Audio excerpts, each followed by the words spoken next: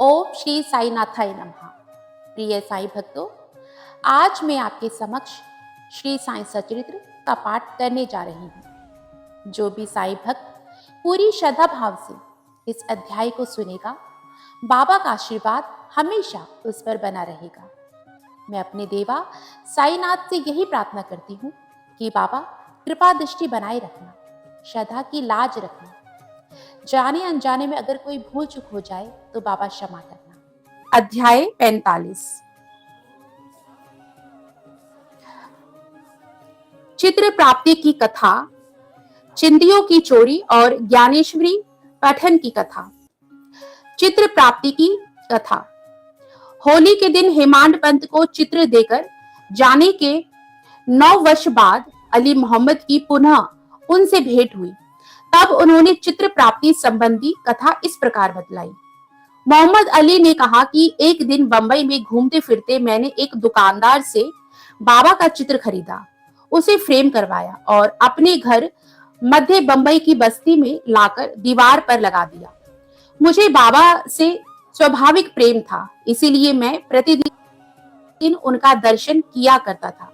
जब मैंने आपको यानी हेमांड पंत को वह चित्र भेंट किया, उसके 3 महीने पूर्व मेरे पैर में सूजन आने के कारण शल्य चिकित्सा भी हुई थी। मैं अपने साले नूर मोहम्मद के यहाँ था। खुद मेरे घर पर 3 महीने से ताला लगा था और उस समय वहां पर कोई नहीं था। केवल प्रसिद्ध बाबा अब्दुल रहमान, मौलाना साहेब, मोहम्मद हुसैन, साईं बाबा, ताजुद्दीन बाबा और अन्य संत चित्रों के रूप में ही वहां विद्यमान थे।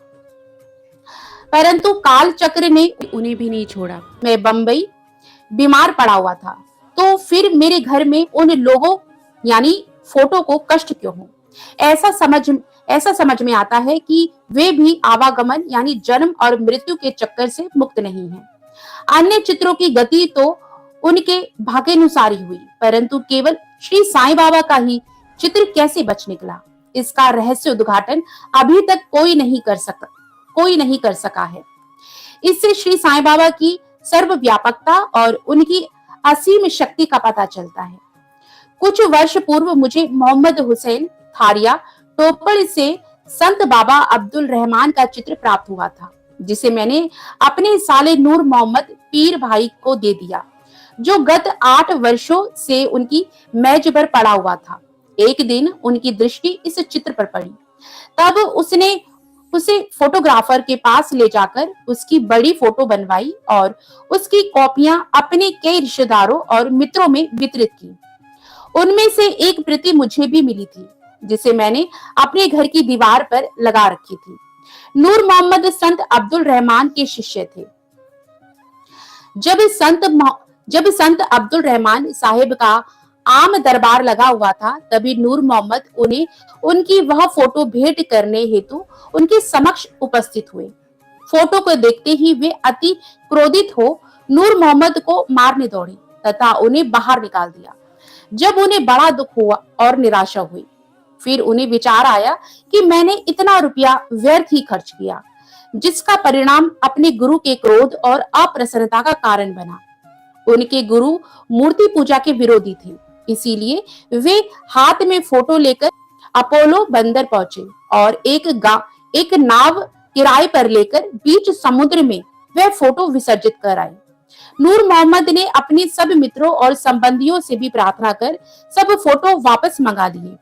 कुल 6 फोटो थे और एक मछुए के हाथ से बांद्रा के निकट समुद्र में विसर्जित करा दिए। इस समय मैं अपने साले के घर पर ही था। तब नूर मोहम्मद ने मुझसे कहा कि यदि तुम संतों के सब चित्रों को समुद्र में विसर्जित करा दोगे तो तुम शीघ्र स्वस्थ हो जाओगे। यह सुनकर मैंने मैनेजर मेहता को अपने घर पर भेजा और उसके द्वारा घर पर लगे हुए सब चित्रों को समुद्र में फिकवा दिया। 2 महीने पश्चात जब मैं अपने घर वापस लौटा तो बाबा का चित्र पूर्वतः लगा देखकर मुझे महान आश्चर्य हुआ। मैं समझ ना सका कि मेहता ने अन्य सब चित्र को निकालकर विसर्जित कर दिए, पर केवल यही चित्र कैसे बच गया। मैंने तुरंत ही उसे निकाल लिया और सोचने लगा कि कहीं मेरे साले की दृष्टि इस चित्र पर पड़ गई तो वह इसकी भी इतिश्री कर देगा। जब मैं ऐसा विचार कर ही रहा था कि इस चित्र को कौन अच्छी तरह संभाल कर रख सकेगा, तब स्वयं श्री साईं बाबा ने सुझाया कि मौलाना इस्मो मुजावर के पास जाकर उनसे परामर्श करो और उनकी इच्छानुसार ही कार्य करो। मैंने मौलाना साहब से भेंट की और सब बातें उन्हें बतलाई। कुछ देर विचार करने के पश्चात वे इस निर्णय पर पहुंचे कि इस चित्र को आपको यानी हिमांत पंत जी को ही भेंट करना उचित है, क्योंकि केवल आप ही इसे उत्तम प्रकार से संभालने के लिए सर्वथा सत्पात्र हैं। तब हम दोनों आपके घर आए और उपयुक्त समय पर ही यह चित्र आपको भेंट कर दिया। चिंदियों की चोरी और ज्ञानेश्वरी की पठन कथा। श्री बीवी देव, जो उस समय दहाड़ू के मामलतदार थे, दीर्घ काल से अन्य धार्मिक ग्रंथों के साथ साथ ज्ञानेश्वरी टीका पढ़ने की तीव्र इच्छा थी। ज्ञानेश्वरी भगवत गीता पर श्री ज्ञानेश्वरी महाराज द्वारा रचित मराठी टीका है। वे भगवत गीता के एक अध्याय का नित्य पाठ करते, थोड़ा बहुत अन्य ग्रंथों का भी अध्ययन करते थे। परंतु जब ज्ञानेश्वरी का पाठ प्रारंभ करते तो नाना प्रकार के कलुषित विचार उन्हें इस प्रकार घेर लेते कि लाचार होकर उसका पठन स्थगित करना पड़ता था। तब उन्होंने यह निश्चय किया कि जब श्री साईं बाबा की कृपा करके इस ग्रंथ के पठन की आज्ञा देंगे, तभी उसका श्री गणेश करूंगा। सन 1914 के फरवरी महीने में वे सकुटुंब शिरडी पधारे। तभी श्री जोग ने उनसे पूछा कि क्या आप ज्ञानेश्वरी का नित्य पठन करते हैं? श्री देव ने उत्तर दिया कि मेरी इच्छा तो बहुत है, परंतु मैं ऐसा करने में सफल नहीं हो पा रहा हूँ। अब तो जब बाबा की आज्ञा होगी तभी आरंभ करूंगा। श्री जोग ने सलाह दी कि ग्रंथ की एक प्रति खरीदकर बाबा को भेंट करो और जब वे अपने कर कमलों से स्पर्श कर उसे वापस लौटा दे, तब उसका पठन प्रारंभ कर देना। श्री देव ने कहा कि मैं इस प्रणाली को श्रेष्ठकर नहीं समझता, क्योंकि बाबा तो अंतर्यामी हैं और मेरे हृदय की इच्छा उनसे कैसे गुप्त रह सकती है। क्या वे स्पष्ट शब्दों में आज्ञा देकर मेरी मनोकामना पूर्ण न करेंगे? श्री देव ने जाकर बाबा के दर्शन किए और 1 रुपया दक्षिणा भेंट की। जब बाबा ने उनसे 20 रुपये दक्षिणा और मांगी तो उन्होंने सहर्ष दे दी। रात्रि के समय श्री देव ने बालक राम से भेंट की और उनसे पूछा कि आपने किस प्रकार बाबा की कृपा प्राप्त की है। बालक राम ने कहा कि मैं दूसरे दिन आरती समाप्त होने के पश्चात आपको पूर्ण वृतांत सुनाऊंगा। दूसरे दिन जब श्री देव साहब दर्शनार्थ मस्जिद में आए तो बाबा ने फिर 20 रुपए दक्षिणा मांगी, जो उन्होंने सहर्ष भेंट कर दी। मस्जिद में भीड़ अधिक होने के कारण वे एक और एकांत में जाकर बैठ गए। बाबा ने उन्हें बुलाकर अपने समीप बिठा लिया। आरती समाप्त होने के पश्चात जब सब लोग अपने घर लौट गए, तब श्री देव ने बालक राम से भेंट कर उनसे उनका पूर्व इतिहास जानने की जिज्ञासा प्रकट की। तब बाबा द्वारा प्राप्त उपदेश और ध्यान आदि के संबंध में पूछताछ की। बालक राम इन सब बातों को उत्तर देने ही वाले थे कि इतने में चंद्रकोड़ी ने आकर कहा कि श्री देव को बाबा ने याद किया है। जब देव बाबा के पास पहुंचे तो उन्होंने प्रश्न किया कि वे किससे और क्या बातचीत कर रहे थे। श्री देव ने उत्तर दिया कि वे बालक राम से उनकी कीर्ति का गुणगान श्रवण कर रहे थे। तब बाबा ने उनसे पुनः 25 रुपए दक्षिणा मांगी, जो उन्होंने सहर्ष दे दी।